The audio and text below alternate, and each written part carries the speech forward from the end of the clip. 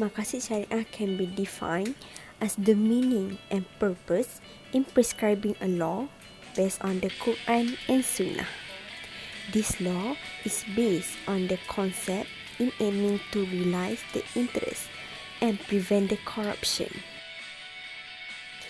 Laying under this purpose is 5 fundamental values, which is to protect religion, second, to protect the life, third, to protect the lineage, fourth, to protect the intellect, and last, to protect the wealth.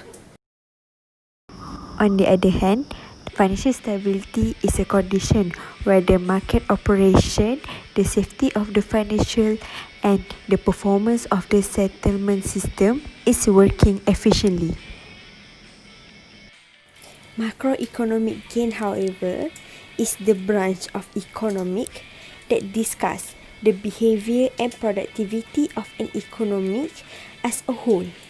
The gain of macroeconomic measured by evaluating the full production output per capita in terms of real gross domestic product.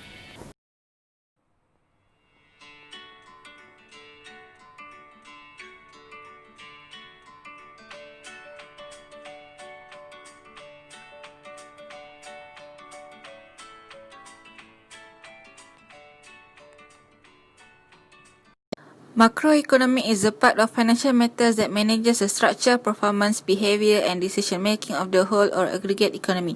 The main area is that the factors that decide long-term financial development or increase in the national income.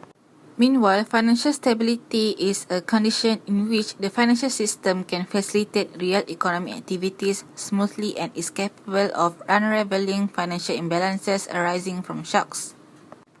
It is also about the resilience of financial systems to stress. A financial system is stable when it dissipates financial imbalances that emerge either endogenously or as a consequence of severe adverse and unpredictable events. The system's vulnerability can largely withstand shocks by self-corrective processes, preventing adverse events from impacting the real economy or other financial structures in a destructive manner. Banks are hesitant to fund profitable investment during these times, with asset values deviating excessively from their inherent worth. Hence, we can conclude that financial stability is an indicator of macroeconomic gain of a country, or in other words, both are interdependent with each other. This is because in order for Malaysia to rejuvenate the economic growth, Malaysia need to achieve several elements such as technology improvement, increasing resources, reducing unemployment and productivity of human resource, and also able to pay.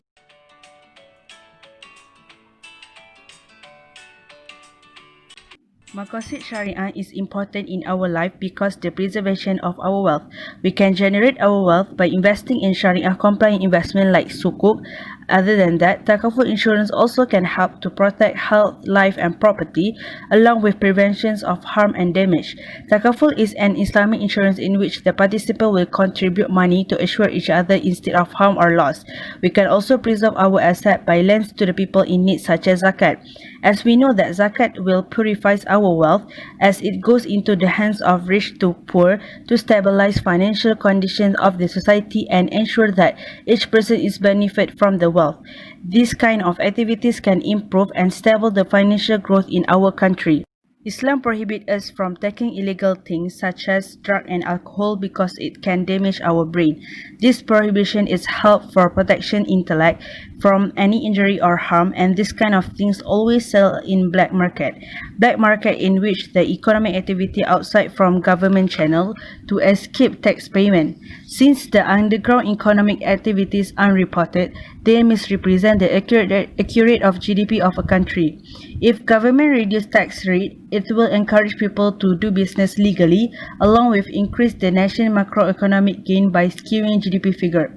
The prohibition of unlawful things like drug also can meet the third SDG, which is good health and well-being for all people live with healthy lifestyle.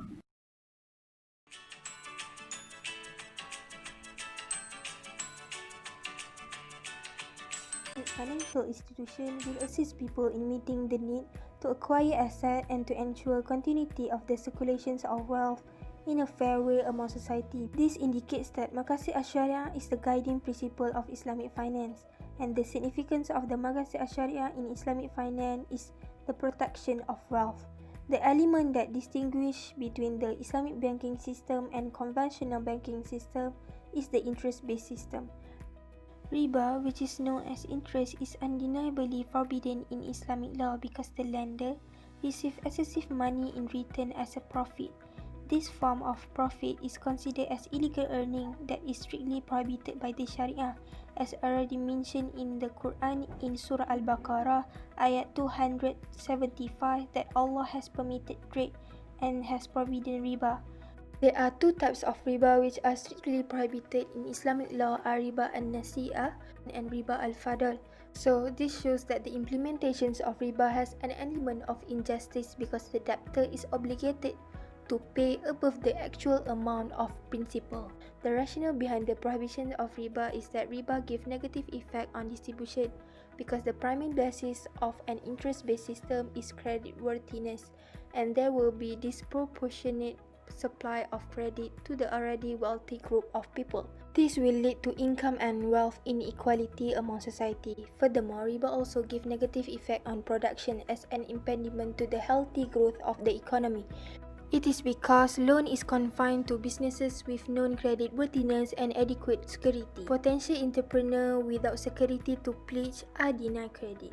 As a consequence, this will reduce competitions among entrepreneurs because the dominations of large enterprise lead to the demise of smaller economic units and in turn will affect productive potential and innovation. Therefore, this clearly shows that Islamic finance play an important role in maintaining financial stability among society and enhancing macroeconomic growth by performing business transactions excluding riba and not merely to maximize profit as a primary goal, but also promote social welfare in the circulations of wealth among society. In conclusion, increasing the number of customers that use Islamic finance as their main financial institution to do all business transactions can enable the economy to achieve sustainable development goals related to economic growth and reducing inequalities that need to be sustained in order to meet the needs of present and future generations.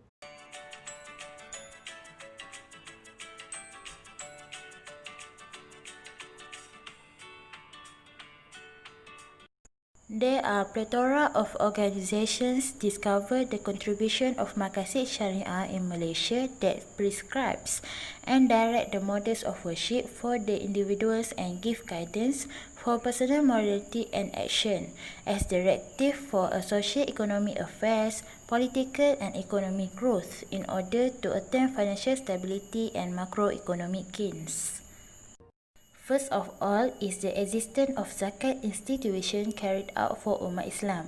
Zakat is a mandatory process for Muslims and is regarded as a form of worship because it is one of 5 pillars of Islam. Giving away money to the poor is said to purify yearly earnings. The needy who receive the zakat are then able to fulfill their needs, and thus the economic wealth bestowed by Allah is spread to all the people and real economic growth is achieved. Next is Malaysia running an anti-corruption and bribery institution such as Malaysian Anti-Corruption Commission (MACC). Government took so much effort in the fight against corruption that was prohibited in this religion. Lastly, Malaysia implements the Code of Shariah to protect life, religion, lineage and property. Malaysia is one of Islamic countries that implement Sharia law and having jurisdiction upon every Muslim in Malaysia. Principle of division of inheritance that has been regulated in Islam is fully implemented and gives justice to all heirs and ensure a peaceful society. From the inherited property that has been distributed fairly, people can spend that money and at the same time can bring the GDP model to shift upward. So, we can achieve SDG goals number 8, which is in increasing economic growth.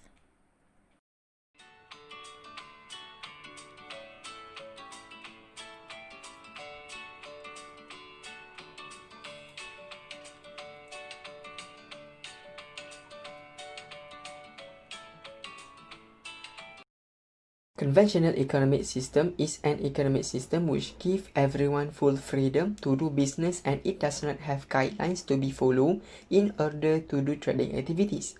Meanwhile, the Islamic economic system is an economic system derived from the Quran and Sunnah principles that emphasize brotherhood and strength of society. The difference between these two are from the zakat and taxation perspective and capitalism. Zakat from Islamic economic system is a requirement by Allah Subhanahu wa Ta'ala, where money needs to be collected and distributed based on the Shariah's law, while taxation from both economic system is a requirement from the government of each country. Zakat was imposed to reduce poverty, and tax was imposed to boost up the country's revenue and redistribute it to the labor. Zakat should be understood as a significant fiscal element in Islamic state policy. This feature demonstrates the beauty of an Islamic culture whose members live as a caring brothers and support poor and weak people. Zakat has been implemented in Islamic countries such as Malaysia, Indonesia, Kuwait, and many more. Next is the framework of economics that permit capitalism. Capitalism is characterized by competition. Competition may cause local firms and businesses to be dissolved. It will kill free competition, contributing to a rise in economic unemployment. Capitalism has been implemented in United States, Hong Kong, and Singapore. However, in Islamic economic system, Sharia prohibits unhealthy competition and forbids the entire road that leading to capitalism. This is due to the Islam forbids all the formation of monopolies, especially when it comes to foodstuffs and daily necessities. Thus, this distinction of these two groups allows the people who are typically the poor people to achieve targeted income and wealth transfer, and it directly promotes the first goal of SDG, which is no poverty.